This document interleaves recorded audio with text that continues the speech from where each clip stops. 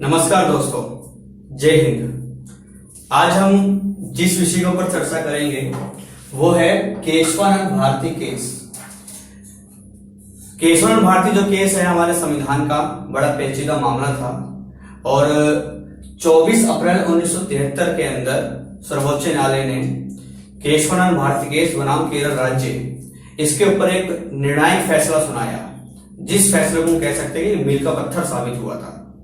ये जो केशवानंद भारती केस क्या था हम जानते हैं आज की क्लास के अंदर, और मैं नहीं जानता कि क्लास कितनी लंबी होगी। हो सकता है कि कई पार्टों के अंदर क्लास को बनाएं ताकि आप अपने जो संविधान है उसका बेसिक स्ट्रक्चर और साथ साथ में केशवानंद भारती केस को आप अच्छे से समझ सकें।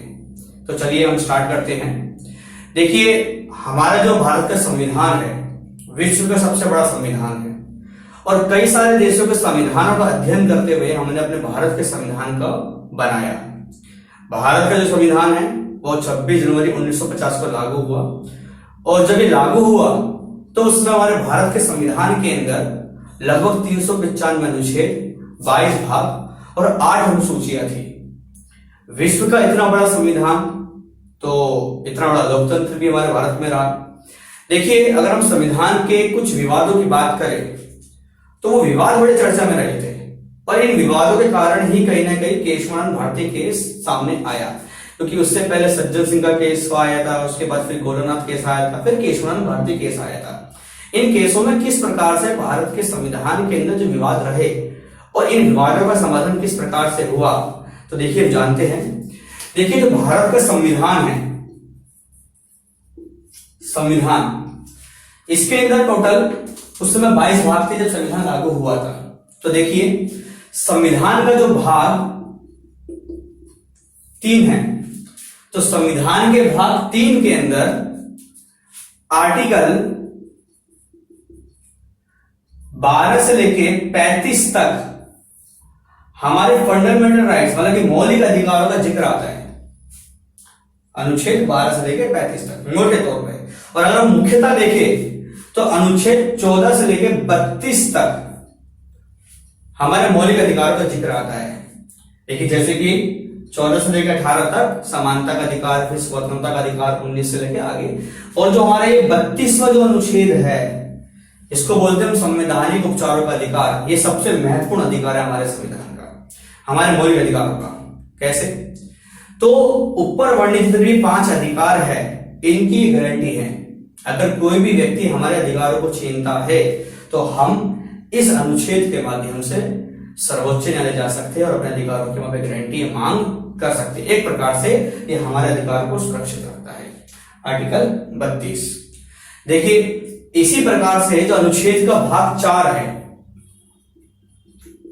भाग 4, तो जो अनुच्छेद का भाग 4 है इसके अंदर आर्टिकल 36 से लेके 51 तक, आर्टिकल 36 to 51, ये जो आर्टिकल्स है वो हमारे को देते हैं डीपीएसपी। क्या देते हैं हमारे को? डीपीएसपी। इसको बोलते हैं हम नीति निर्देशक तत्व। ये जो नीति निर्देशक तत्व है इनको सुरक्षा की गारंटी प्राप्त नहीं है, परंतु मौलिक अधिकारों को सुरक्षा की गारंटी प्राप्त है। देखिए, कई ऐसे विवाद उत्पन्न हुए आगे जाके जिसके अंदर मौलिक अधिकार और डीपीएसपी जो है इनके अंदर आपसी संघर्ष हुआ, आपसी विवाद उत्पन्न हुआ। जैसे कि एक विवाद भूमि सुधार को लेकर था, लैंड रिफॉर्म को लेकर था, एक विवाद एजुकेशनल रिफॉर्म को लेकर था। तो ऐसे कई सारे विवाद उत्पन्न हुए जिन विवादों से एक समस्या खड़ी हुई हमारे संविधान के अंदर और फिर उसका समाधान किया गया 1951 के अंदर पहले संविधान संशोधन के माध्यम से। तो देखिए, ये कुछ विवाद किस प्रकार थे, अब उन विवादों की चर्चा करते हैं कि किस प्रकार से इन दोनों के बीच में आपस के अंदर विवाद खड़े हुए उस समय।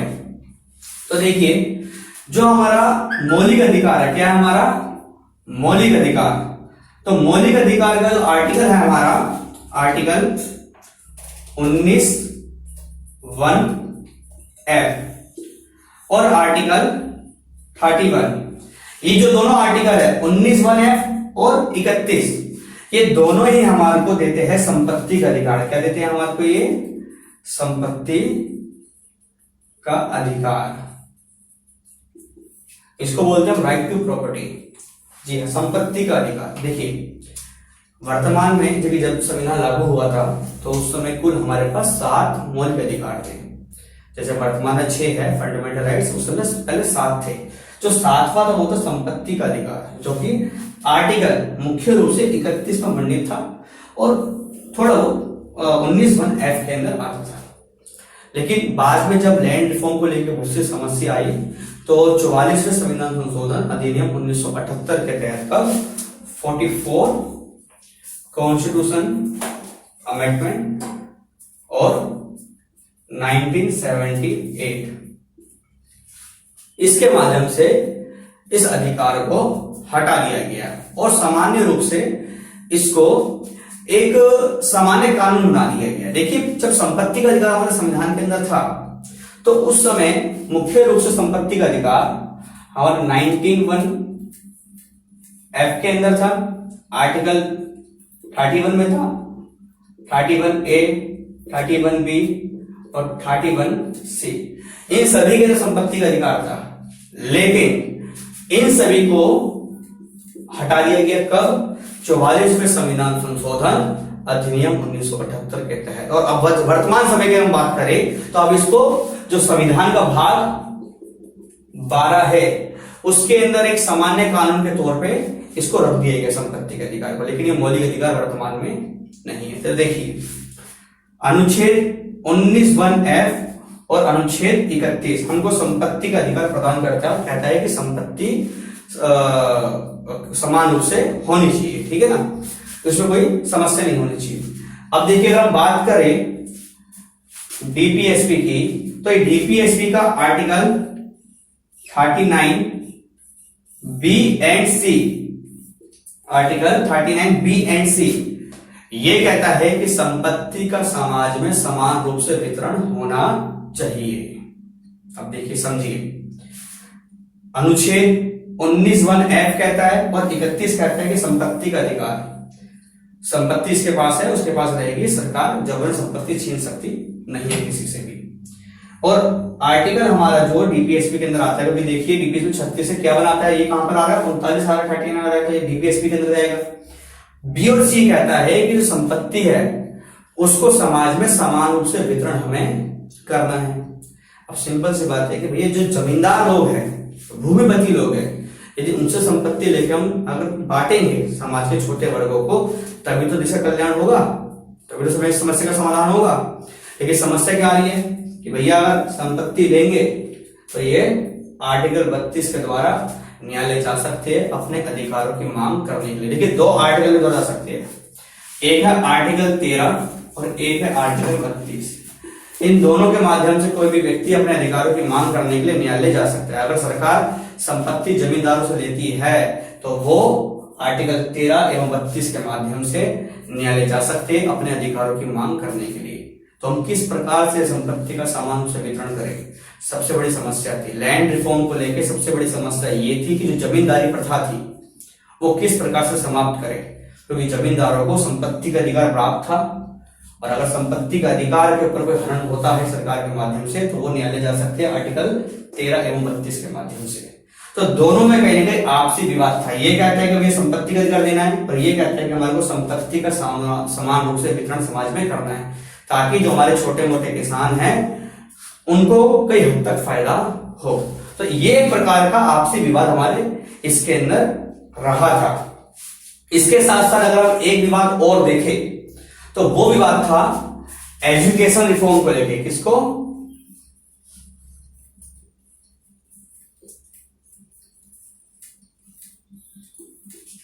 एजुकेशनल रिफॉर्म को लेके, ठीक है ना।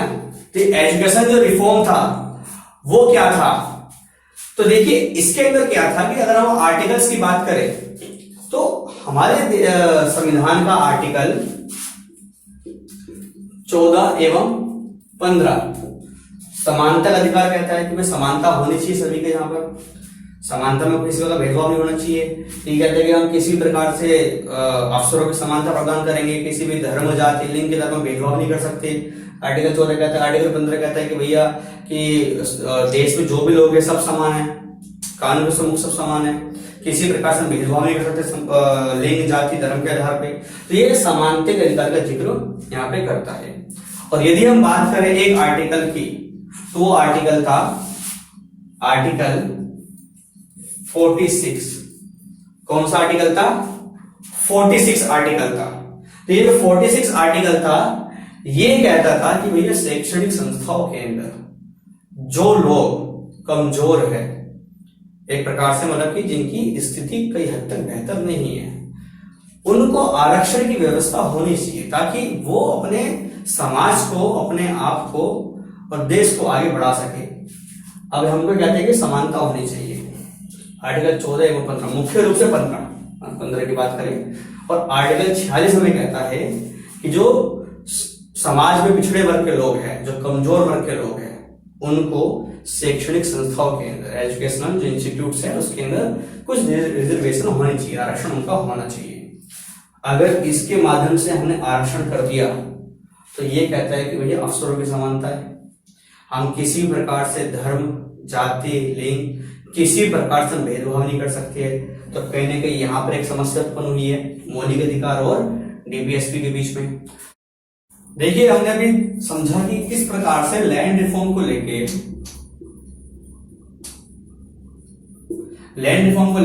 समस्या खड़ी हुई। आर्टिकल 19 1F और 31 ये एक साइड थे, और आर्टिकल 39 B एंड C ये एक साइड थे।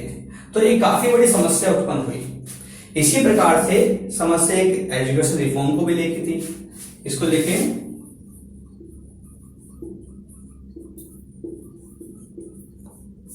इसमें हमने अभी समझा कि आर्टिकल 14 और 15 कहता है कि भाई समानता होनी चाहिए, हम किसी प्रकार से जाति, धर्म के आधार पर भेदभाव नहीं कर सकते।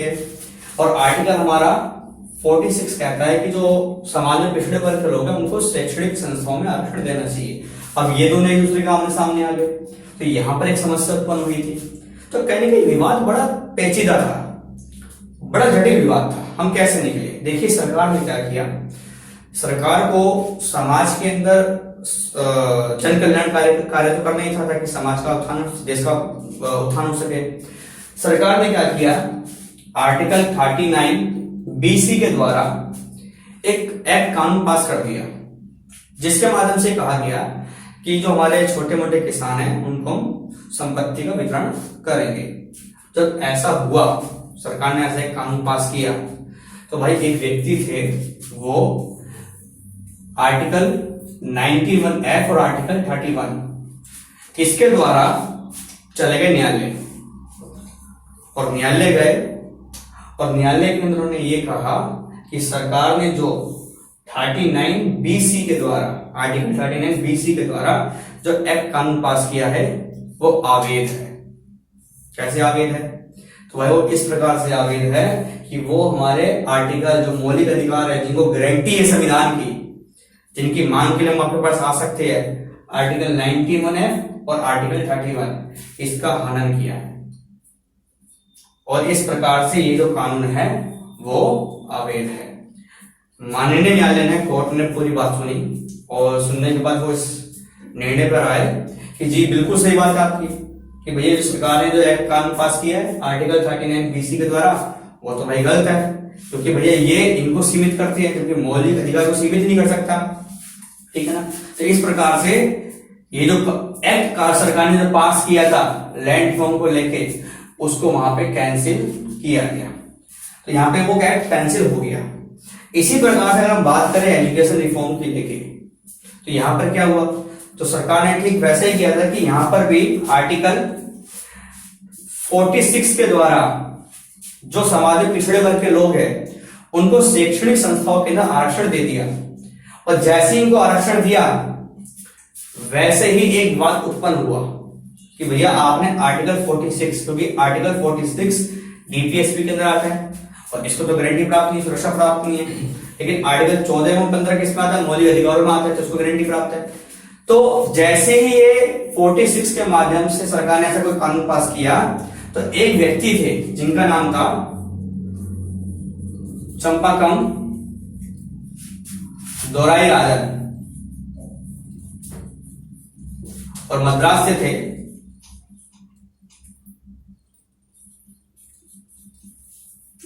ये चंपाकम दुराई राजन चले गए कोर्ट, और कोर्ट गए, न्यायालय गए, और उन्होंने यही कहा, सिंपल जो बात ऊपर हुई थी कि भाई सरकार ने जो एक्ट कानून पास किया है आर्टिकल 46 के थ्रू, वो कानून भाई साहब जी 14 एवं 15 का हनन करता है, क्योंकि 14 एवं 15 मुख्य रूप से 15 ये कहता है कि हम लिंग, जाति, धर्म किसी भी प्रकार से हम भेदभाव कर सकते नहीं है, अफसरों के समान समानता होनी चाहिए। अगर आप आर्टिकल 46 के थ्रू किसी भी जाति को या किसी भी समुदाय को अगर आप आरक्षण देते हो तो कहीं ना कहीं इन अधिकारों का ये हनन है। इसलिए ये भी जो एक्ट है सरकार का वो अवैध है, गैर कानूनी है।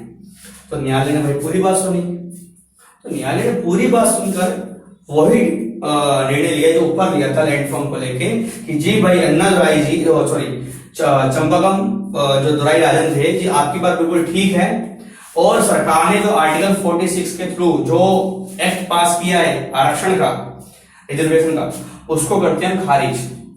क्यों? क्योंकि ये इनको सीमित करता है और भैया गारंटी इसको प्राप्त है, इसको तो प्राप्त नहीं है, इसलिए इस प्रकार से यहां पर भी ये कानून खारिज हुआ। अब सरकार के सामने बहुत बड़ी समस्या थी। सरकार चाहती तो थी कि अच्छा काम हो, क्योंकि देखिए लैंड रिफॉर्म होगा, भूमि सुधार प्रक्रिया होगी, तो उससे फायदा किसको होगा? उससे फायदा हमारे देश के किसान वर्ग को होगा, उससे फायदा हमारे खुद के देश को होगा।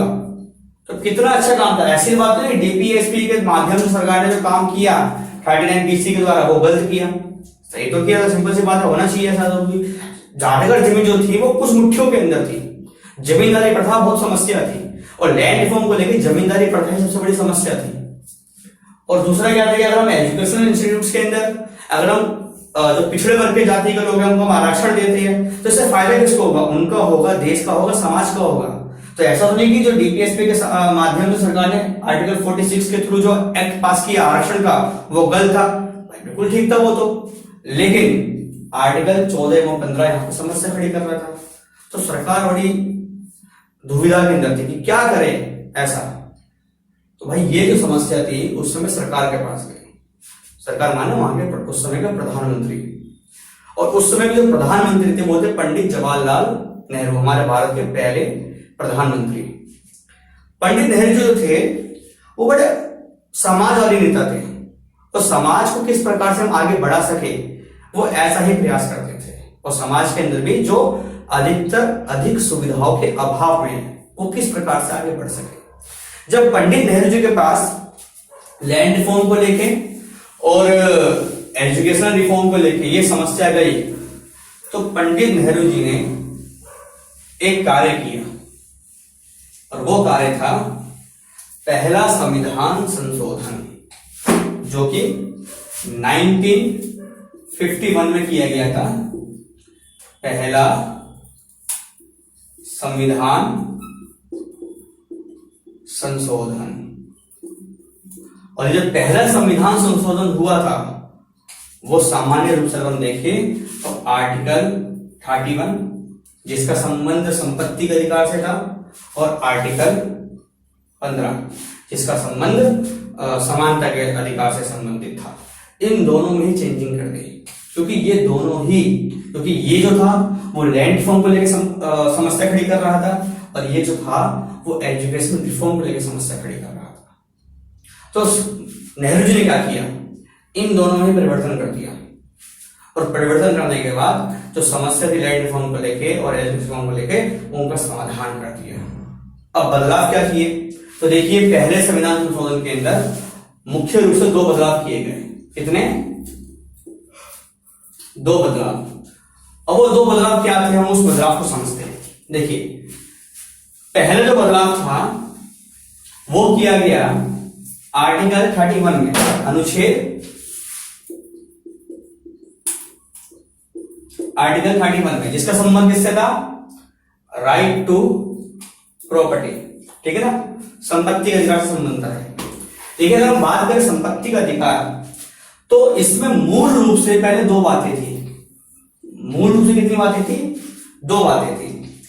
जिसमें पहली बात ये थी कि अगर सरकार किसी भी व्यक्ति से संपत्ति लेती है तो उसके लिए सरकार को पहले राज्य को एक विधि बनानी पड़ेगी और इस विधि के माध्यम से ही वो संपत्ति किसी व्यक्ति से ले सकती है, पहला। दूसरे के अंदर दो बात थी, तो दूसरा पार्ट था उसमें ए और बी दो पार्ट थे। जो दूसरे का ए पार्ट था वो ये कहता था कि सरकार किसी भी व्यक्ति से संपत्ति सिर्फ और सिर्फ सार्वजनिक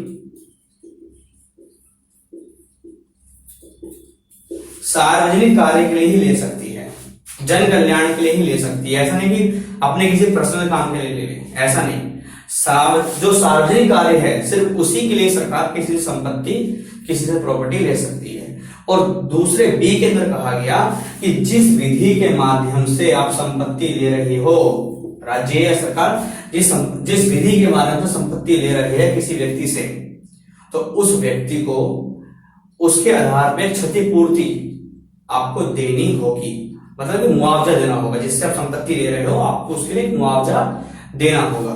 तो ये सेकंड बी के अंदर बात कही गई थी। देखिए ये मूल रूप से थी जो पहले की बात थी, अभी संशोधन करने के बाद दो बात जोड़ी गई, वो आगे बताएंगे।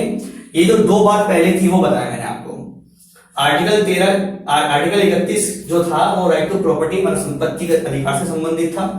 मूल रूप से दो बात थी। पहली बात क्या थी कि अगर किसी संपत्ति लेते हैं तो उसके लिए एक विधि बनानी पड़ेगी, और जो दूसरा पार्ट था उसमें दो पार्ट थे। तो दूसरे पार्ट के पहले भाग के अंदर कहा गया कि संपत्ति अगर ली जा रही है तो सिर्फ और सिर्फ वो सार्वजनिक कार्य के लिए ही ले सकते हैं, और दूसरा कहा गया कि जिस विधि के माध्यम से संपत्ति ली जा रही है उसके आधार पर जिसे संपत्ति ले रहे हो उसको आपको मुआवजा या क्षतिपूर्ति देनी होगी। तो ये मूल रूप से पहले दो बात थी आर्टिकल 31 के अंदर। अब जब बदलाव किया गया, नेहरू जी ने जब बदलाव किया आर्टिकल 31 के अंदर, तो बदलाव करने के बाद नेहरू जी ने ए और बी पार्ट जोड़ दिए। आर्टिकल 31 के अंदर ए मतलब आर्टिकल 31 ए और आर्टिकल 31 बी, ये दो पार्ट जोड़ दिए। अब ए पार्ट में क्या कहा गया, तो आर्टिकल 31 ए ये जोड़ा, नया जोड़ा ए पार्ट। इसमें ये कहा गया कि अगर सरकार लैंड रिफॉर्म को लेके कोई एक्ट पास करती है तो उस स्थिति के अंदर जो आर्टिकल 31 है वो लागू नहीं होगा। ऊपर मैंने आपको बताया कि आर्टिकल 31 से सारी बातें यहां पे कही गई है। अगर सरकार किसी व्यक्ति से संपत्ति लेना चाहती है तो उसको ये सारी विधियां पूरी करनी पड़ेगी। लेकिन अगर व्यक्ति संपत्ति देना ही नहीं चाहता तो भाई राइट टू प्रॉपर्टी है, जबरन तो ले सकती सरकार। अगर जबरन किया तो भैया वो आर्टिकल 13 एवं 32 के द्वारा चले जाएगा भैया सुप्रीम कोर्ट, और सुप्रीम कोर्ट जाएगा और सुप्रीम कोर्ट भैया को गारंटी देता है सुरक्षा की आर्टिकल 31 की, आर्टिकल 31 की, तो भैया उसमें कोई समस्या नहीं होगी। यहां पर क्या कह दिया कि अगर 31 ए के अंदर कि अगर लैंड रिफॉर्म, क्योंकि लैंड रिफॉर्म जो सरकार लेगी संपत्ति लेगी भाई पर्सनल, यहाँ पे क्या कह दिया सार्वजनिक कार्य के लिए, सिंपल सी बात है, भूमि सुधार के लिए तो काम होगा नहीं होगा। तो यहाँ पे क्या कहा गया कि अगर लैंड रिफॉर्म के लिए कोई एक्ट पास करती है सरकार तो उस समय आर्टिकल 31 लागू नहीं होगा। भाई समस्या ही खत्म करती, तो समस्या थी लैंड रिफॉर्म को लेके, ठीक है। और दूसरा जो आर्टिकल 31 बी, जो बी पार्ट जोड़ा गया, इस बी पार्ट में क्या कहा गया है, तो देखिए जब देश का संविधान लागू हुआ था तो मैंने आपको वीडियो की शुरुआत में बताया था कि उस समय हमारे संविधान में 8 अनुसूचियां थी। देखिए जो 9वीं अनुसूची है, 9वीं अनुसूची 1951 में जो पहला संविधान संशोधन हुआ उसके माध्यम से जोड़ी गई। तो आर्टिकल 31 बी के अंदर 9वीं एक अनुसूची जोड़ दी गई, ये नई अनुसूची जोड़ दी गई 9वीं अनुसूची। और इस 9वीं अनुसूची का संबंध ये था जुडिशरी रिव्यू को लेके। कहने का ये है कि अगर सरकार राज्य कोई एक्ट कानून पास करती है और उस एक्ट या कानून को 9वीं अनुसूची में डाल देती है सरकार, तो देश का न्यायालय उस कानून के ऊपर न्यायिक समीक्षा नहीं कर सकता, जुडिशरी रिव्यू नहीं कर सकता। वही कहीं ना कहीं अगर देखा जाए तो सरकार ने उस समय न्यायालय के हाथ बांध दिए, क्योंकि अगर किसी भी व्यक्ति के अधिकारों का हनन होगा तो न्यायिक समीक्षा कौन करेगा? न्यायालय तो करेगा। लेकिन अगर कोई सरकार कानून बना रही है और उस कानून को अगर नौवीं सूची में डाल दिया तो न्यायालय बाध्य है और न्यायिक समीक्षा कर ही नहीं सकता है, चाहे वो मौलिक अधिकार से संबंधित भी क्यों ना हो। तो देखिए सिंपल डाल दिया। अब लैंड रिफॉर्म को उठा के कहां पे डाल दिया? नौवीं सूची में डाल दिया। आज ही कर लो इसके अंदर जुडिशरी रिव्यू, नहीं हो सकता इसके अंदर।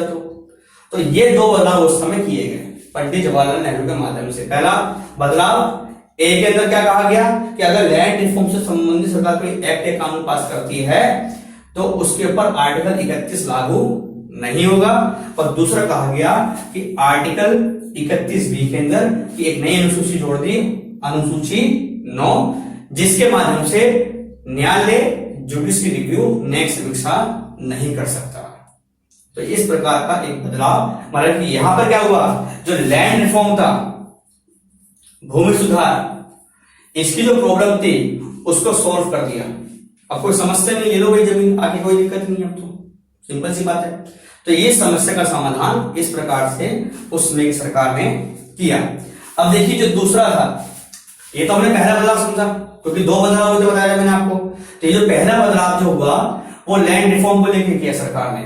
अब जो दूसरा बदलाव जो हुआ था वो किया एजुकेशनल रिफॉर्म को लेकर। देखिए समझिए किस प्रकार से ये जो बात की सारी लैंड रिफॉर्म को लेकर, ठीक है ना। अब देखिए आर्टिकल 15, आर्टिकल जो 15 था, आर्टिकल 15 इसका संबंध मुख्य रूप से समानता को लेकर था। मैंने बताया आपको कि किसी प्रकार से भेदभाव नहीं कर, सब समान है। लेकिन सरकार ने क्या किया, 46 के माध्यम से आरक्षण व्यवस्था कर दी। फिर जो चंपाकम जीते वो चले गए न्यायालय, तो समस्या खड़ी हुई और सरकार ने उस समय आर्टिकल 15 का मान रखते हुए 46 को कैंसिल कर दिया। अब सरकार ने क्या किया, देखिए बदलाव क्या किया इसके अंदर। सरकार ने ये किया कि आर्टिकल 15 के अंदर एक फोर्थ पार्ट जोड़ दिया, भाग 2 जोड़ दिया। इस भाग 4 के माध्यम से कहा गया कि SC, SC, ST और OBC इनको आरक्षण देते हैं, और इनको आरक्षण देते वक्त आर्टिकल 15 लागू नहीं होगा। देखिए आर्टिकल 15 ही ये कहते हैं कि आरक्षण नहीं होना चाहिए क्योंकि समानता सभी को। लेकिन आर्टिकल 15 के अंदर ही सरकार ने एक ऐसा नियम जोड़ दिया चौथे पार्ट के माध्यम से, तो ये कहता है कि अगर आप ST, SC, OBC को आरक्षण देते हैं तो उसके ऊपर आर्टिकल 15 लागू नहीं होगा। देखिए जो आर्टिकल 15 है ना, आर्टिकल 15 इसमें 4 भाग है, 1, 2, 3 एंड 4। भाग 1 क्या कहता है, जो पहला नियम है आर्टिकल 15 का पहला नियम क्या कहता है, ये कहता है कि हम किसी प्रकार से धर्म, लिंग आदि के आधार पर हम भेदभाव नहीं कर सकते। आर्टिकल 15 का पहला कहता है। आर्टिकल 15 का दूसरा जो नियम है वो क्या कहता है, वो ये कहता है कि हम किसी प्रकार से धर्म, लिंग आदि के आधार पे हम सार्वजनिक स्थानों जैसे कि दुकानों, होटलों, मनोरंजन स्थल, हम वहां पर आने के लिए किसी को भी रोक नहीं सकते, ऐसा यहाँ पे कहता है। आर्टिकल जो 3 है, जो सॉरी आर्टिकल 15 का तीसरा जो भाग है, जो तीसरा पार्ट है, ये रोचक है, इसमें कुछ अपवाद है। ये क्या कहता है कि महिला, जो हमारा महिला है, साथ साथ में जो बच्चे हैं,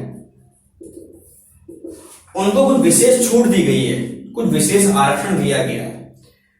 ये क्या कहता है, हमारा आर्टिकल 15 का तीसरा भाग कहता है। ये अपवाद दिया गया इस प्रकार का। और आर्टिकल 4 क्या कहता है, बता दिया मैंने आपको, SC, जो हमारा SC है, ST है और OBC है, ये तीनों है, इनको हम आरक्षण देते हैं। किसके अंदर, शैक्षणिक संस्थाओं के अंदर, एजुकेशनल इंस्टीट्यूट्स के अंदर हम इसको आरक्षण देते हैं। और आरक्षण अगर देंगे इनको तो इनके ऊपर आर्टिकल 15 लागू नहीं होगा।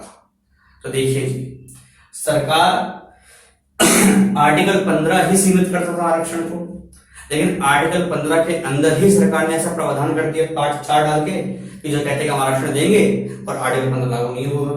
तो देखिए इस प्रकार से सरकार ने पहले संविधान संशोधन के अंदर एजुकेशनल रिफॉर्म और लैंड रिफॉर्म को लेके एक फैसला सुनाया, एक नियम कानून लागू किया।